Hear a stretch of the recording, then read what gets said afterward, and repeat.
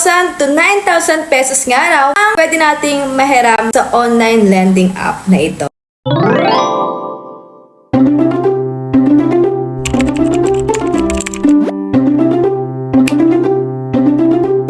Hi everyone and welcome back to my vlog. Isa na namang online lending app ang ating re-reviewin at ito ay walang iba kundi ang Cashalo or Cash Kasalo. Kung ano mang basa dyan. Tignan natin kung gaano ba ka-legit at magkano nga ba talaga ang ipapahiram niya sa first loan sa mga first time user. Ito guys yung itsura ng lending app na ito, itong Cashalo. Meron din siyang 4.3 rating na stars, fast processing, and low interest rate. Pwede nyo nga itong ma-download na pa Apple or Android user man. Isang valid ID nga lang daw ang kailangan. Real-time disbursement. Nakukuha din daw ng buo yung niloan mo sa kanila. Register your mobile number. I-click nyo lang yung sign up. Enter your 11-digit number and mag-send po ng one-time passcode yung Cashalo sa inyong phone. And then, itatype nyo lang, click apply now. Napakadali mag-register dito kasi meron siyang mga parang company sister. Kasi diba, sabi kanina, isang valid ID lang kailangan. Pero dito,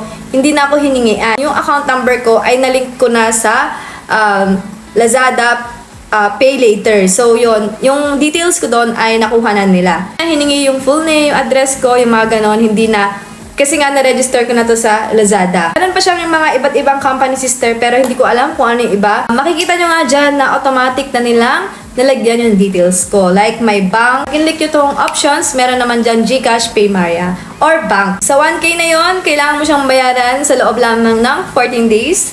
At meron siya agad na interest. Sabi kanina, wala siyang interest rate pero meron siyang 24.61 pesos. Sa loan purpose, kayo maglalagay niya like travel expenses, medical bills, tuition. Remind ko lang kayo guys, every time na maghihiram kayo sa mga online lending app, siguraduhin nyo na kailangan nyo talaga at hindi luho lang. Hindi ko na nga i-apply itong loan na ito, pero kung gusto nyo i-try, why not? Kung talagang kailangan nyo nga. Madali lang gamitin itong app na ito, nakita nyo naman.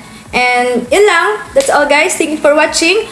Kung gusto pa kayong may pa-review, just comment down below. God bless us all. Goodbye!